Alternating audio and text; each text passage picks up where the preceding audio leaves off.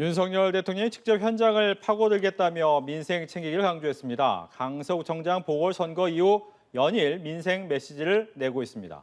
이런 가운데 국민의힘은 혁신위 구성, 민주당은 이재명 대표의 복귀 후 당내 통합 등이 현안으로 떠올랐습니다.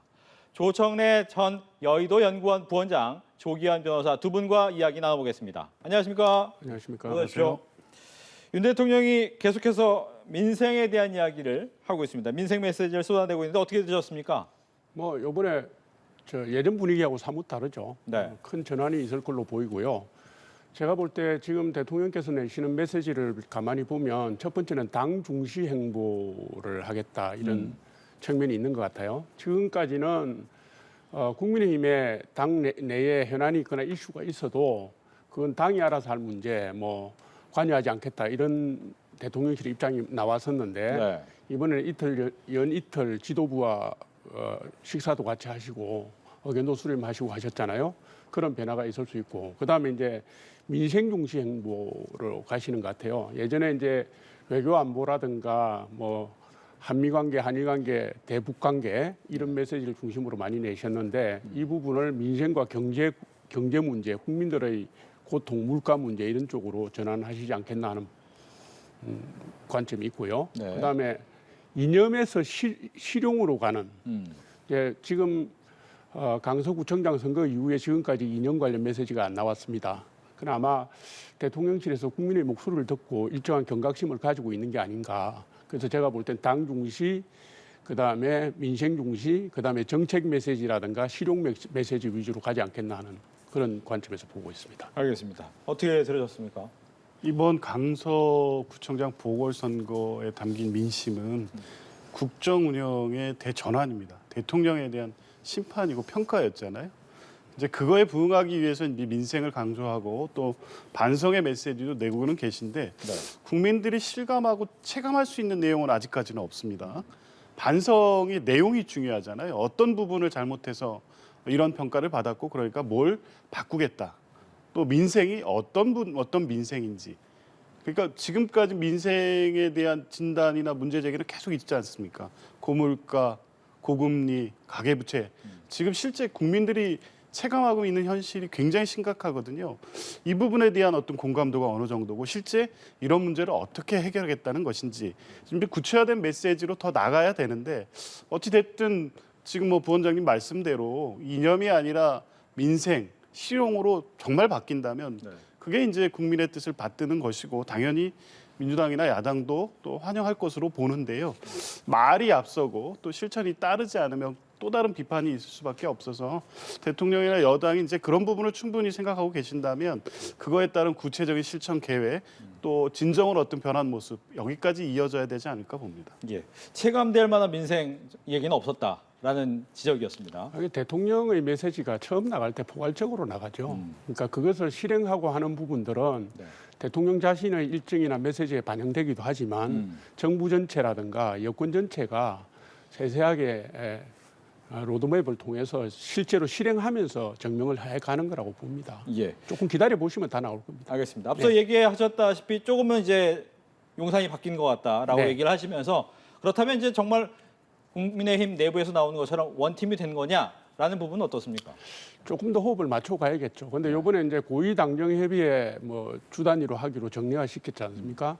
이 부분이 이제 정책 현안이나 민생 현안을 소통할 수 있는 채널을 연다는 단순한 의미 외에도요. 지금 총선 6개월 앞두고 있으니까 네. 총선에 앞두면 정책이라든가 전략이라든가 인사라든가 이런 부분들에 당의 주도권이 이렇게 부각이 됩니다. 그래서 이게 생생한 민심을 당을 통해서 수렴해서 국정에도 반영하겠다는 의지인 것이고요.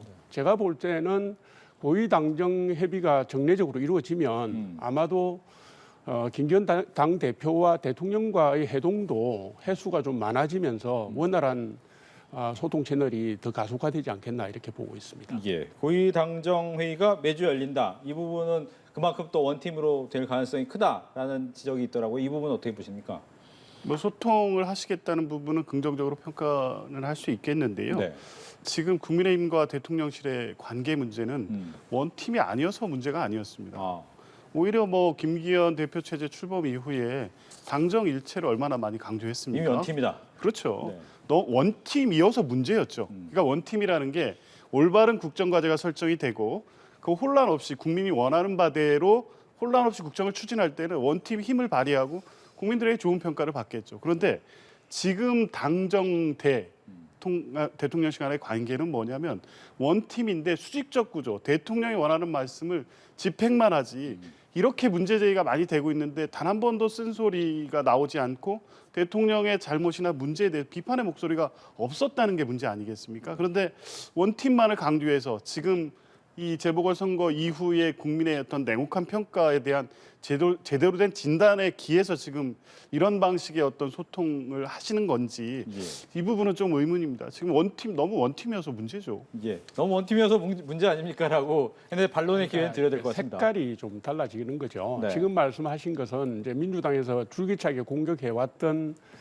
뭐 용산 하명설 이거를 다시 반복하신 건데 지금 강서구청장 선거 이후에 대통령실이나 당이 가지고 있는 경각심의 정도를 볼 때는요. 예. 내실 있는 원팀이 될 거다. 정책과 민생 중심으로 가면 네. 그게 실제로 결과로 연결되는 국민생활 결과로 연결되는 그런 형태로 진행될 거다 이렇게 봅니다. 예, 말씀하신 것처럼 이제 원팀이라는 부분의 색깔이 좀 줄어든다는 것은 김기현 대표 2기 체제가 어떻게 꾸려지고 운영하느냐에 좀 많이 달려 있는데 마지막 공석인 전략기획부총장 자리가 초선의 배준영 의원이 임명이 되면서 수도권이라는 부분이 개파색은 좀 옅어졌다라는 생각은 듭니다. 네. 근데 이제 중요한 건 혁신위원장 인선인데 좀 없어요, 사람이.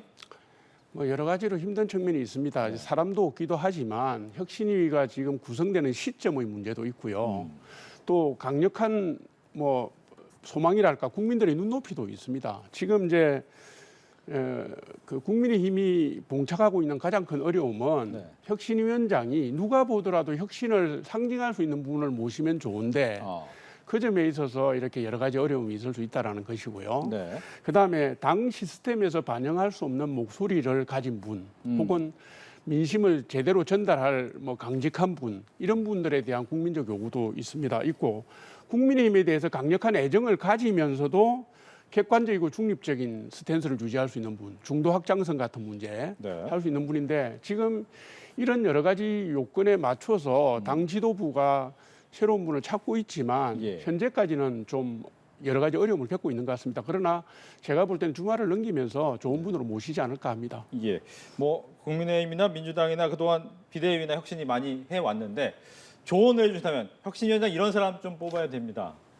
조언을 해서 정말 잘 되면 민주당으로서는 걱정일 텐데요. 네. 근데 지금 이제 총선이 6개월밖에 안 남았고요. 실제 공천 과정까지 고려하면 3개월 내에 성과를 내야 되는데요. 네. 그러려면 혁신위가 성과를 내려면 뭐 누가 대표하느냐도 중요하고 혁신을 구성하는 인물, 또 의제, 그리고 혁신에서 결정하는 부분이 당에 전적으로 반영될 수 있는 권한 범위, 이 세 가지가 다 거쳐야 되는데 지금 이게 하나도 제대로 지금 뭐 이렇게 잘 정리가 안 되시는 것 같아요. 네. 그 문제는 진단의 잘못에서부터 비롯된 게 아닌가 싶어요. 이제 혁신 문제를 처음 꺼내고 얘기했던 게 이제 재보궐선거 이후에 국민의힘 의총이었는데 그날 나왔던 얘기들을 보면 혁신위를 한다고 한들 도대체 무슨 혁신을 할 것인가에 대한 여전히 의문이 남아 있거든요.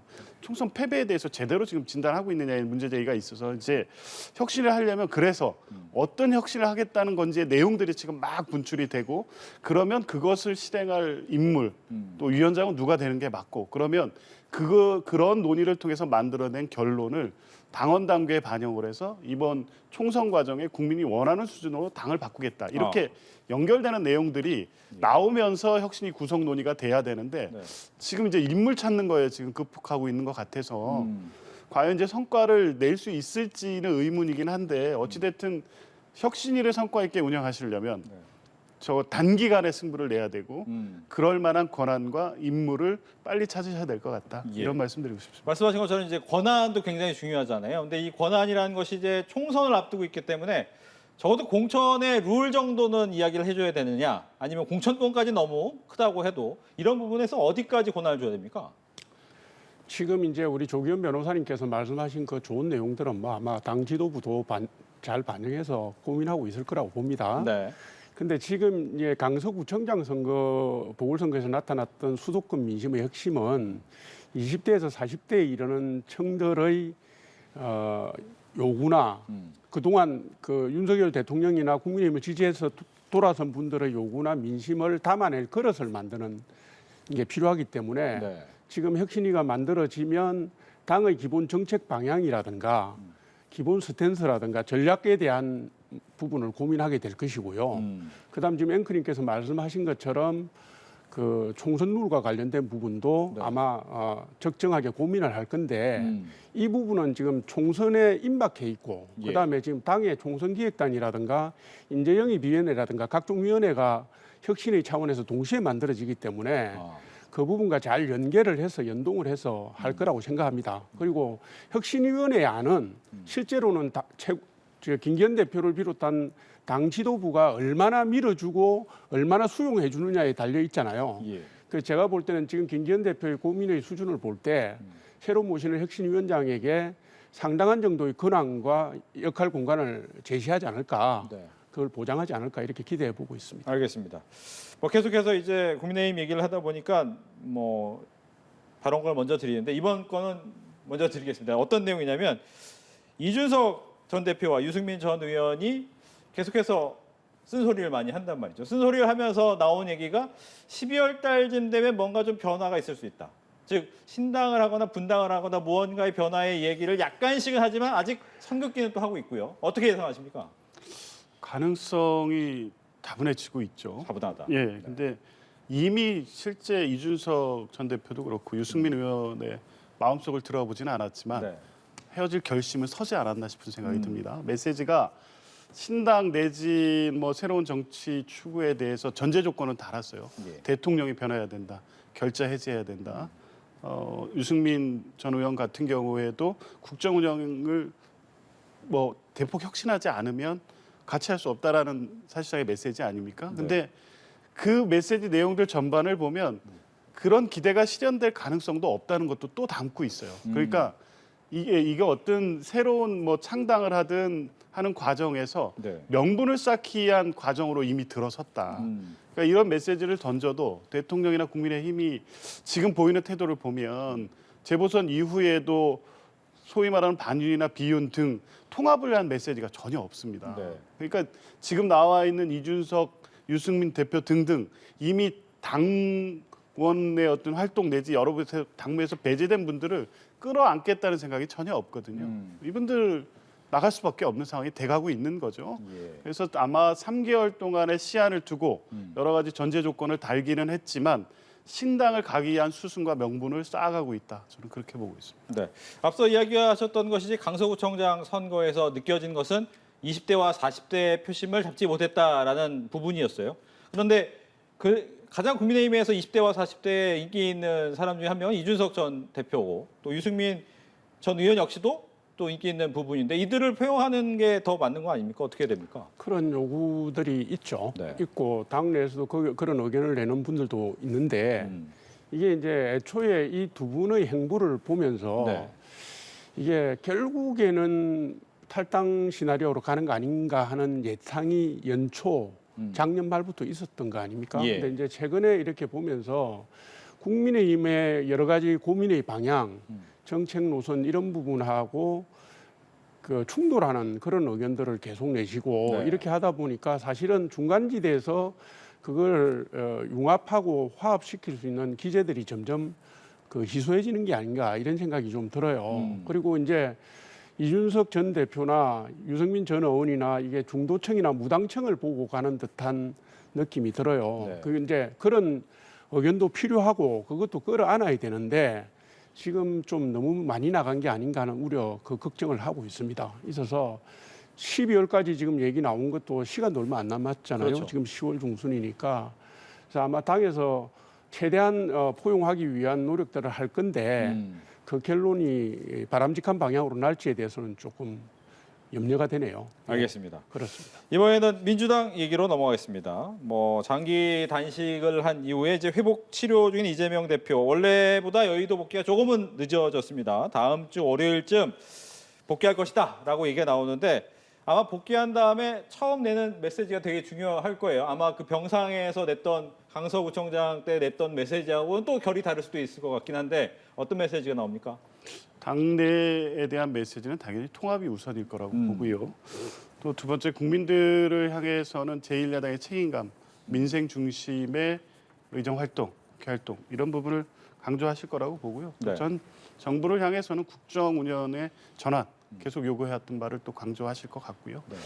어찌됐든 지금 중요한 부분은 뭐 통합도 중요하고 야당으로서의 제대로 된 역할을 해서 평가받는 것도 중요하고 당내 메시지 중에 가장 중요한 것 중에 하나는 이제 이번 재보궐선거를 평가하면서 당내 분위기가 마치 이게 민주당의 어떤 압도적 승리로 봐서 네. 총선을 향해서 이 긴장감이 완화되고 다소 오만한 태도 이런 부분들을 경계하는 분위기가 많이 있습니다. 네. 그러니까 재보궐에 대한 민심은 윤석열 정부에 대한 평가이지 민주당에 대한 전폭적 지지 이렇게 연결될 수 있는 건 아니다. 이런 부분에 대해서는 대표도 뭐 분명히 인식하고 있고 당내 분위기가 형성이 돼 있어서 그런 부분에 대해서도 좀 강조하시지 않을까 봅니다. 혹시 그동안 계속 얘기해왔던 영수회담 얘기는 안 나올까요? 그래서 굳이 이 자리에서 뭐 그 말씀을 또 하실까 싶습니다. 네. 하신다 한들 근데 어찌 됐든 뭐 지금 말씀대로 윤석열 대통령께서 국정 운영을 변화하고 민생 위주로 간다고 하면 사실은 첫 번째가 여야 간 대화의 시작 네. 먼저 제시했으면 좋으셨을 텐데 이재명 대표가 아마 복귀 일성으로 다시 영수회담을 말씀하는 것은 좀 적절하지 않다고 생각하실 수도 있을 것 같습니다. 알겠습니다. 통합과 민생 얘기를 많이 할 거다라고 얘기하셨습니다. 어떻게 그냥 생각하십니까? 똑같은 생각입니다. 네. 이제 이재명 대표가 그 사법 리스크로 오랫동안 뭐 이렇게 그 정치권의 블랙홀로 작용을 하셨지만 그때마다 방어 논리로 쓰신 게 민생이에요. 어딜 가나 민생 얘기부터 하셨죠. 그러니까 이번에도 아마 민생 얘기를 먼저 하지 않을까 이렇게 싶고요.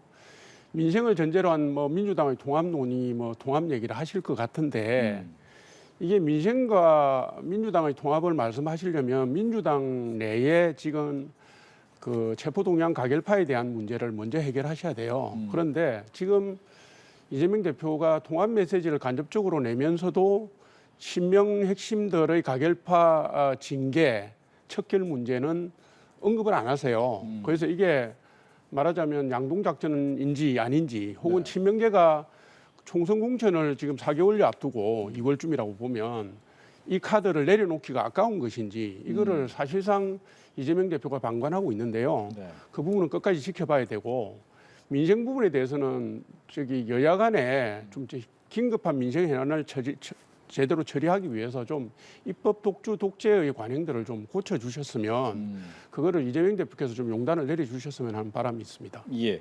체포동의안 가결파 얘기를 여쭤봐야 될 것 같습니다. 즉 안에서 보면 뭐 이른바 수박 감별 얘기도 많이 나왔었을 정도로 굉장히 시끄러웠던 부분인데 말씀하신 것처럼 통합할 때 과연 이 부분에 대해서 명쾌하게 결론을 내려주실 것이냐 이 부분은 어떨까요? 지난번에 있었던 체포영장 동의안 소위 말하는 가결파 그 가결 행위를 가지고 징계 절차를 진행할 것 같지는 않습니다. 아하. 왜냐하면 징계 사유의 해당성을 찾기가 어렵거든요. 뭐 다들 얘기하는 것처럼 당론 결정 사항도 아니었고 네. 자유투표였고 또 이제 이런 걸 가지고 징계하는 선례를 만든다는 것은 향후 또 윤리 운영에 있어서도 여러 가지 좀 문제점을 날 수 있기 때문에 다만 이제 연계시켜서 이러한 행위를 포괄해서 이재명 대표에 대한 비판이 정도와 범위를 넘어서 당내 분열까지 이어지는 발언을 반복적으로 하는 행위 이 부분을 해당 행위로 묶어서 징계해야 된다는 당내 의견이 있습니다. 예. 그러니까 뭐 체포영장 때부터 당원분들 중에도 계속해서 징계 요구를 하는 분들이 있으니까요. 이런 부분을 섣불리 무시하기는 힘들지만 징계를 공식적으로 추진하면서 소모적을 갈등을 유발하는 방식으로 이 문제를 풀어가지는 않을 거다. 그리고 이재명 대표의 뭐 말씀을 직접 언급은 하지는 않았지만 계속적으로 통합의 방점이 찍힌 메시지가 나오고 있기 때문에 이 부분도 뭐 공식적으로 가결파 뭐 이렇게 규정을 해서 이분들을 뭐 리스트업하고 이분들을 대상으로 한 징계 추진 절차를 공식화하고 여기까지 나가지는 않을 것 같습니다. 알겠습니다. 그리고 나서 이제 위증교사 사건의 배당 논란이 좀 있었어요. 이 법원이 이 대표의 위증교사 혐의 사건을 기존의 대장동 의혹, 성남 FC 의혹 사건 재판부에 배당한 것을 두고 이 부분에 대해서 이제 민주당과 국민의힘이 생각하는 바가 좀 다릅니다. 먼저 국민의힘 입장을 들어보겠습니다.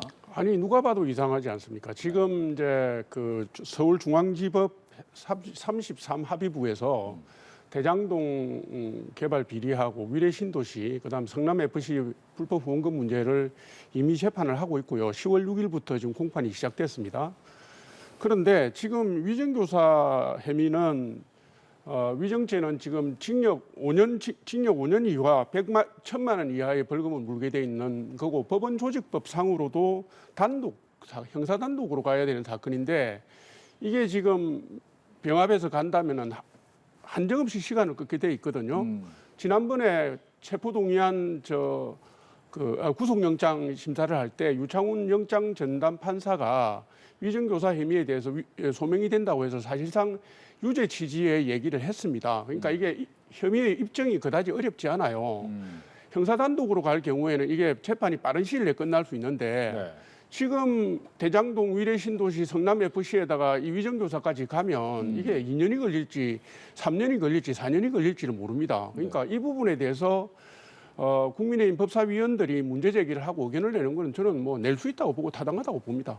네, 지금 보면 이제 결과적으로 재판이 지연되는 부분이 충분히 생길 수 있다. 그렇기 때문에 이런 배당은 잘못됐다라고 이제 국민의힘은 얘기를 하고 있어요. 사법권의 독립에 대한 중대한 침해죠. 지금까지 아마 이 어떤 사건에 대한 재판부 배당을 놓고 이것이 재판의 지연 전략이라든가 이러면서 국회의원들이 특히 법사위원들이 집단 기자회견하면서 법원을 비판한다 이런 사례가 없었어요. 그리고 이 사안 자체도 보면요, 법원이 판단을 해서 어떤 동일한 피고인에 대해서 진행된 수사가 어느 정도 다 마무리됐고 기소 시점도 동일하고 재판이 비슷한 시점에 진행이 되면 피고인을 이익을 위해서 내지는 재판의 여러 가지 이 편의와 소송의 어떤 편의를 고려해서 병합을 합니다. 그걸 고려해서 배당을 한 것일 수 있는데 물론 아직 병합 결정은 아니고 배당만 일단 된 거죠. 이제 이것은 통상적으로 법원이 이렇게 해오던 겁니다. 지금 근데 여당의 주장은 뭐냐면 이 사건은 이재명 대표의 빨리 유죄 판결을 내려라고 지금 강요하고 압박하고 있는 거잖아요. 법원은 법관의 양심에 따라서 재판 절차를 진행하고 법과 법률과 헌법에 따라서 판결을 합니다. 독립적으로. 판결하는 데 있어서 절차 진행 또한 법원의 전권에 속하는 사항이고 병합할지 배당할지 여부도 법원 내부의 규정에 의해서 다 이루어지고 있는 겁니다. 이런 식으로 한다면 어떤 사건에 있어 정치적 이해관계가 대립되면 그것을 위해서 검찰이 자, 이 사건을 분리해서 기소했으니까 요거는 빨리 판단해줘야겠네 하고 일정을 그거에 맞춰서 가져야 됩니까? 네. 국회가 빨리 판단해 주십시오 요구하면 사법부가 다른 어떤 재판이나 통상적인 어떤 내부 규정까지 무시하고 5월까지 총선 전까지 결론을 사법부가 그 뜻을 따라서 내줘야 된다는 겁니까? 네. 사법부가 결정하고 하는 이 법에 정해진 절차, 사법부의 권한에 대한 중대한 침해 행위고요. 이런 식으로 계속 하기 때문에 대법원장, 대법관 임명 여러 가지 지금 그 여권과 대통령실에서 하는 행위들이 사법부까지 통제해 두려고 하는 게 아닌가라는 의심을 받을 수밖에 없는 겁니다. 법원에 맡겨두시면 됩니다. 예, 재판 지연이다. 아니 사법권의 독립성 침해다. 이렇게 팽팽하게 맞서고 있는 대목이 있었습니다. 또 한 가지가 이제 예전에 나왔었던 거죠. 경기도 시장 있을 때 이제 법인 카드를 사적으로 사용했다라는 이 사적 유용 의혹을 두고 여야가 정무위의 국감에서 공방을 벌였습니다. 국민의힘 입장에 대해서 좀 얘기를 들어보겠습니다. 아니 뭐 공익 제보자가 네. 뭐 그 명확한 증거를 제시하고 있고 그간에 또 여러 가지로 국민들의 알 권리 이런 부분들을 위해서도 자기 희생적인 노력을 해왔잖아요. 네. 그래서 제가 요번에 볼 때 이 조명현 씨가 기자회견까지 하게 된 것은 이게 그냥 이런 일상적인 마음이 아니라 굉장히 절박한 마음으로 했다고 봐요. 여러 가지 신변의 위협도 느끼고 하면서 그간에 공무원 그만두고 보니까 야간 택배도 했다 이렇게 나와서 보는 사람 좀 찡하던데요. 이 문제에 관해서 지금 다른 사건은 다른 범죄 혐의에 대해서는 이재명 대표든 민주당 지도부든 민주당 의원이든 온갖 변명을 다 합니다. 뭐 검찰 공화국이다, 뭐 검사 독재다 하는데 소설이다. 근데 이 법인카드 오남용과 관련된 부분, 불법 사용과 관련된 부분은 이재명 대표도 입장이었고 김여경 씨도 입장이었고 민주당 지도부도 입장이었고 민주당도 아무 소리를 못 합니다. 그러니까 이게 좀 이상하지 않습니까? 제가 볼 때는.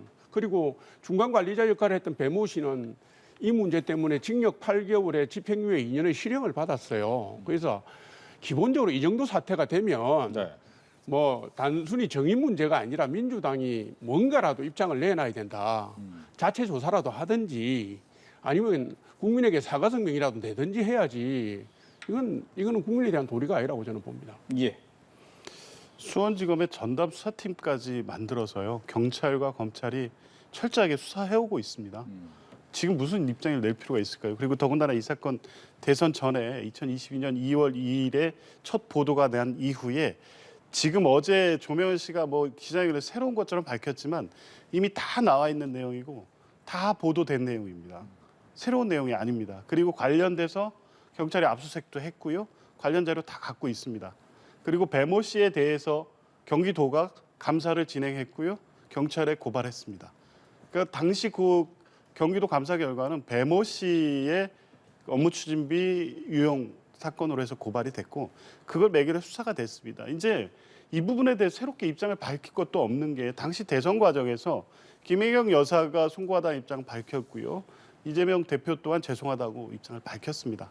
수사해서 결론을 내시면 됩니다. 철저히 수사하고 계시잖아요. 그리고 이게 이제 새롭게 공익제보자를 지금 끌어들여서 마치 이게 새로운 문제처럼 어제 오늘 계속 공방을 하고 있는데요. 영장 기각 이후에 이 법인카드 문제를 정치 공세의 소재로 삼기로 의도적으로 기획된 게 아닌가 싶습니다. 이 부분 수사하고 있는 거 다 알고요. 잠시 이제 이슈에서 벗어나 있어서 잊고 있었지만 수원지검이 계속 수사해 왔습니다. 지금 하고 있고요. 검찰 수사 결과를 보면 될 거고요. 그 수사 내용도 업무 추진비 유용이 맞는지에서부터 김혜경 여사 또 이재명 그 대표까지 알았는지 지시했는지 이 부분에 대해서는 법률적 판단 영역입니다. 지켜보고 기다리면 될 것 같습니다. 네, 짧게 듣겠습니다. 법률적 판단이기 때문에 더 할 말은 없다. 아니 이게 지금 그 경찰청에서도 수사 의뢰를 받아서 하고 있고 대검찰청에서도 이 부분을 다루고 있는 걸로 저도 알고 있습니다. 근데 이게 이제 이 사건이 다시 터진 것은 국민의힘이 문제를 삼아서 그런 게 아니라 국감의 정인으로 부르는데 갑자기 민주당이 입장을 바꿨기 때문에 터진 것이지 이걸 무슨 의도를 해서 뭐 정쟁거리로 삼고 이런 건 아니거든요. 그러니까 왜 캥기는 게인지 왜 이게 갑자기 정인해서 뺐는지 이런 부분부터 소명을 하는 게 맞죠. 네, 증인 뺀 것까지만 살짝 답 듣고 마무리해야 될 것 같습니다. 그 증인 참고인 채택 과정에서 협의 과정에 문제가 있었다는 거 국민의힘도 인정한 거 아닙니까? 그래서 철회했고요. 빠졌습니다. 거기 이분이 조명현 씨라는 걸 알았다고 하면 정미위원회가 이번에 국감에 대해서 여야 간사간 협의를 하면서 이런 분 증인이나 참고인으로 채택하지 않았을 겁니다. 그 부분이 드러나지 않았기 때문에 민주당이 받아들였는데 문제 제기하니까 국민의힘이 뺀 겁니다. 알겠습니다. 이렇게 해서 이 정치권 소식 조청래 전 여의도연구원 부원장 조기현 변호사 두 분과 함께했습니다. 오늘 얘기 잘 들었습니다. 감사합니다.